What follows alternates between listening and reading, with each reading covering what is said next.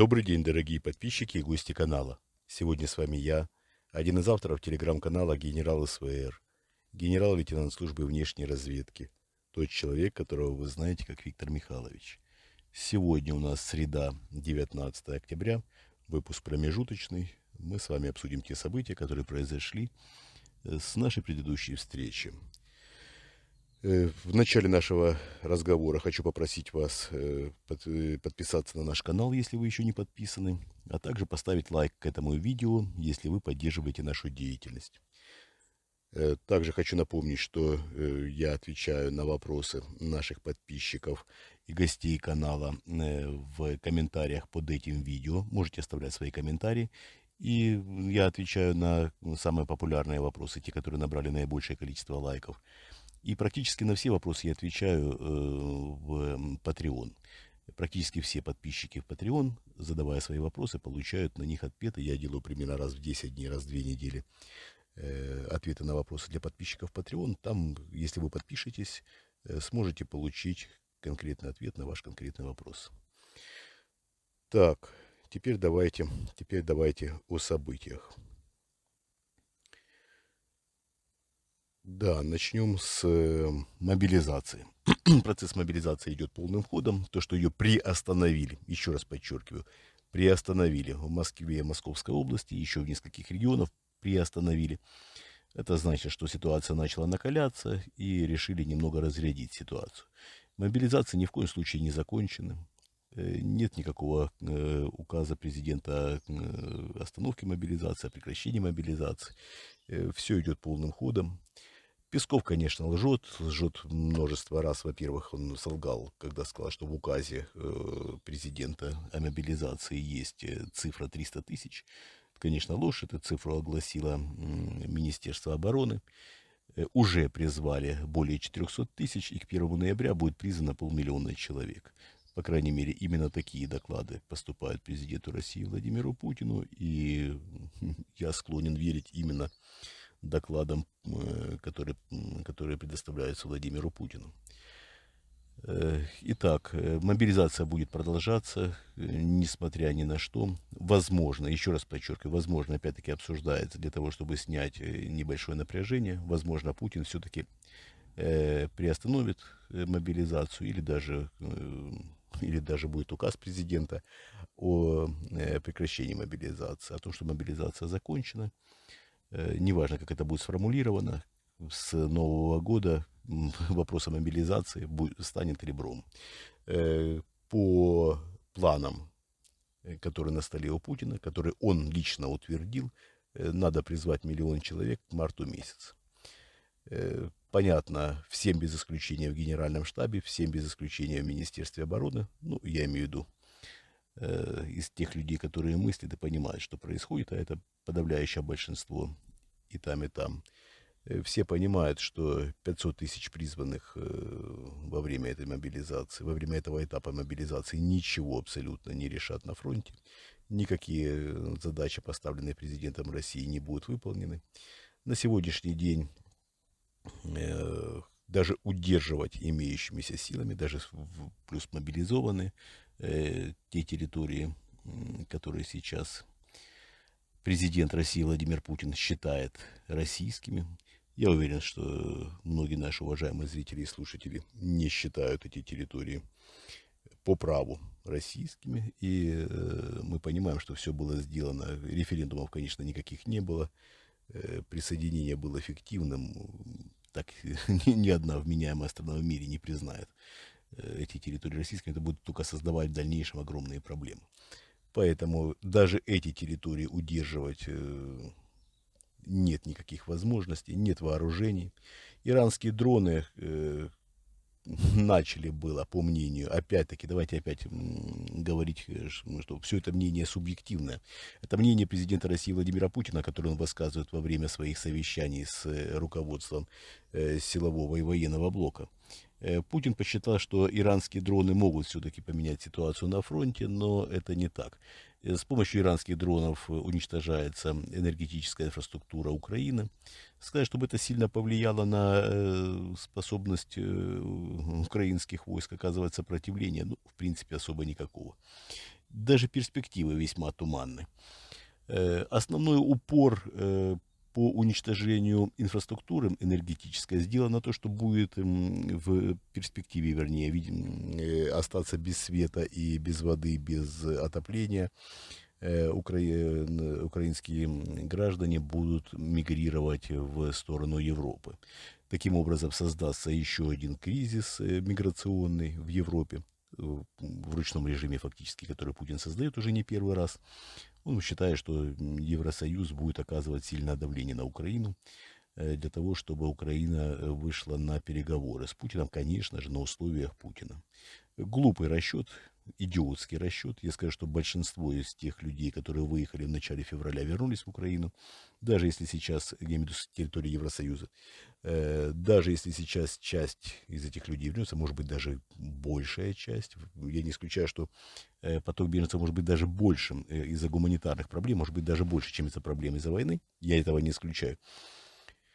Эксперты кремлевские дают, если я не ошибаюсь, 7 миллионов оценку возможных беженцев с Украины. Я сомневаюсь, что будет такая цифра, но даже если будет такая цифра, Евросоюз спокойно отнесется к возможностям зимовки беженцев с Украины на территории Евросоюза.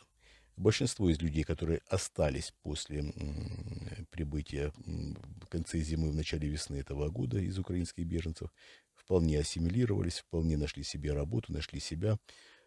Те, кто не нашел себя, не нашел работу, большинство из этих людей, я еще раз подчеркиваю, вернулись на территорию Украины. Даже если они опять выйдут в Евросоюз и перезимуют, никаких особых проблем Евросоюз не ощутит. Евросоюз ощутил довольно серьезные проблемы, когда прибывали беженцы из Сирии. Но давайте говорить опять-таки откровенно. Не та вера, не тот цвет кожи. Я понимаю, что в Евросоюзе расизма явного практически нет, но все же восприятие людей абсолютно другое. Когда прибывают христиане, прибывают белые христиане, опять-таки, это не мой расизм и не мое желание кого-то обидеть. Я просто говорю объективные вещи. Так вот, прибытие украинцев, давайте посмотрим, Польша практически не принимала беженцев из Сирии, зато с удовольствием принимает беженцев с Украины, с удовольствием. Многие страны, включая Литву, Латвию, Эстонию, которые сочувствуют Украине, сочувствуют беженцам, принимают вполне себе в объемах, хотя не принимали беженцев в Сирии. В Западной Европе это не столь явно, но, опять-таки, более спокойно относятся к беженцам с Украины и вполне себе прекрасно понимают, что это по большей части люди спокойные, люди вменяемые, по большей части, еще раз я подчеркиваю. И огромное количество беженцев не влечет за собой всплеск преступности, как рассчитывал Владимир Путин. Поэтому упор на Европу, на давление на Европу с помощью беженцев, на мой взгляд, бесперспективен. По оценке Путина не будет возможности у экономики Украины не то что развиваться, а экономика, конечно, будет стагнировать, и не будет возможности не ремонтировать, если не будет света, не ремонтировать военную технику, не оказывать полномасштабное и полноценное тыловое обеспечение войскам.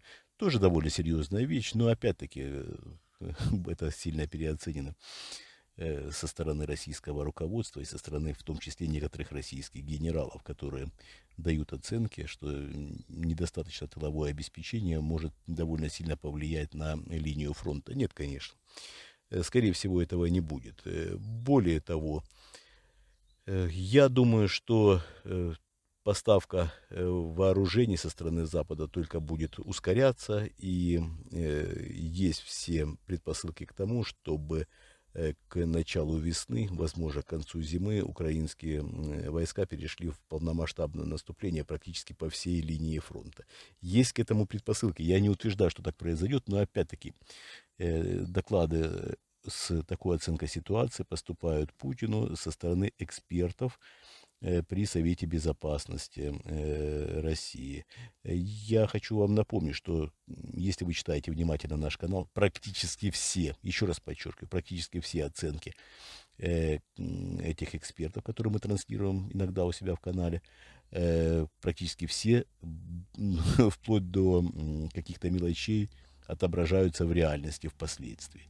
Это действительно высококвалифицированные люди. Мы с вами обсуждали в одном из наших выпусков еще в начале лета или даже в конце весны, когда Путину был отчет о том, что может Россия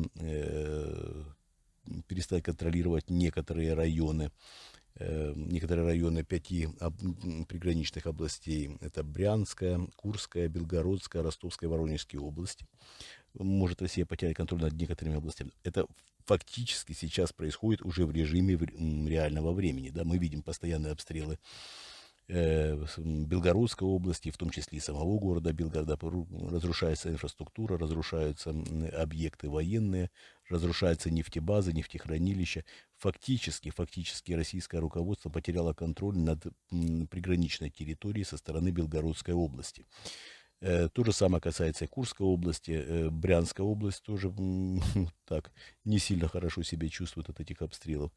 Воронежская область пока поспокойнее, то же самое в Ростовской. Но опять-таки, если мы с вами посмотрим более глубоко, мы увидим проблемы с тыловым обеспечением, которое идет с Ростовской области. Мы видим проблемы не только связаны с тыловым обеспечением, но мы видим, давайте вообще абстрагируемся немножко от ситуации. За последние 8 месяцев, если я не ошибаюсь, с начала войны 10 самолетов потеряла Россия не боевыми потерями. Последнее крушение самолета в Ейске было 10-м, если я не ошибаюсь, по счету.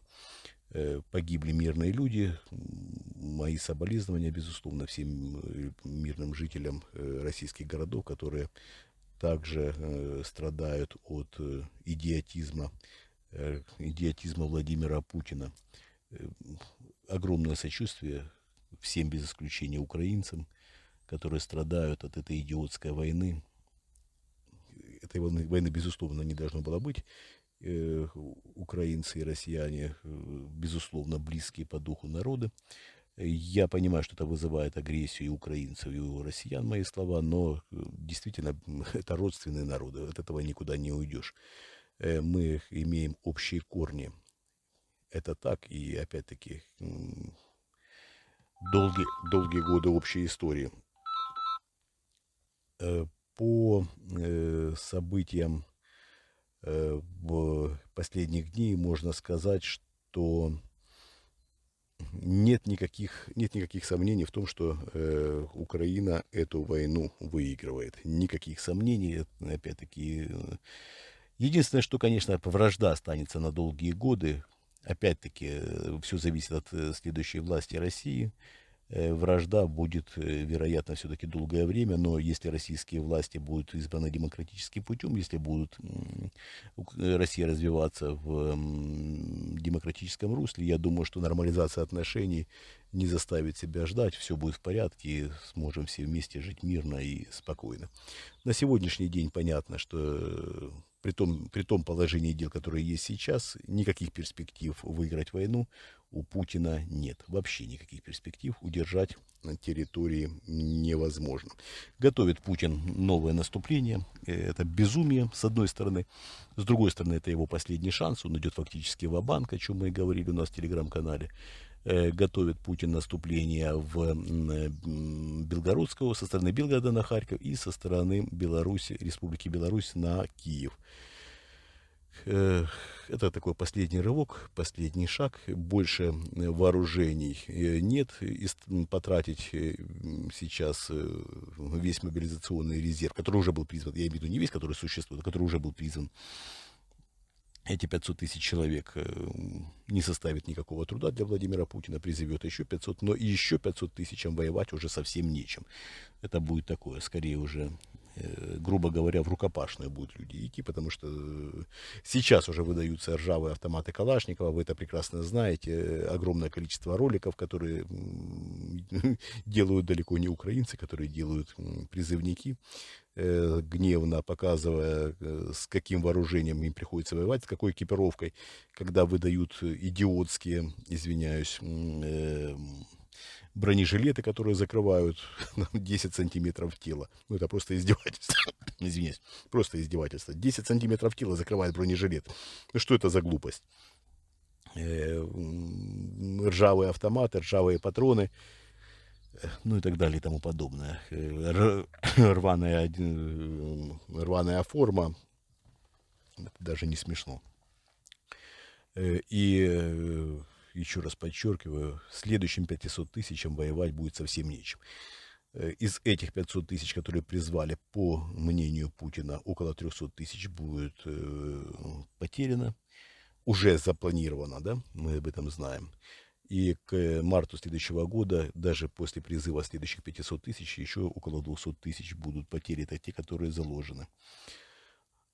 Мы понимаем, что все может быть и в худшем сценарии могут быть гораздо большие потери. Путину плевать, это мелочь для него, мелочь для его понимания этой ситуации. Он живет немножко в другом мире, он видит это по-своему. Ну, вариант быстрое свержение Владимира Путина тоже никуда не отходит. Мы знаем, что все идет к тому, в скором времени элиты призовут людей поддержать их в возможностях изменения обстановки, давайте говорить так, обтекаемо. И я надеюсь, что многие люди, в том числе многие из наших уважаемых зрителей и слушателей, поддержат этот призыв. Так, давайте, наверное, на этом пока все. В комментариях к этому видео оставляйте, пожалуйста, свои вопросы. В пятницу я отвечу на самые популярные из них. Подписывайтесь на наш Patreon, еще раз повторяю, в Patreon. Я специально для подписчиков Patreon я отвечаю отдельно, и практически все вопросы находят свои ответы. Поддерживайте нас, также подписывайтесь на спонсирование нашего канала в YouTube, подписывайтесь на все наши каналы. И у нас в Телеграме 3 канала. Это телеграм-канал Генерал СВР, телеграм-канал Генерал СВР Резерв и англоязычный телеграм-канал, если есть возможность. Если у вас есть знакомые, которые говорят на английском языке, не понимают русский, то, пожалуйста, делайте ссылки на наш англоязычный канал. Есть у нас также и криптовалютные кошельки, которые указаны в описании к этому ролику. Поэтому подписывайтесь и помогайте. Все, на этом все. Обязательно с вами увидимся, услышимся уже в пятницу в ответах на вопросы. Всего доброго, до свидания.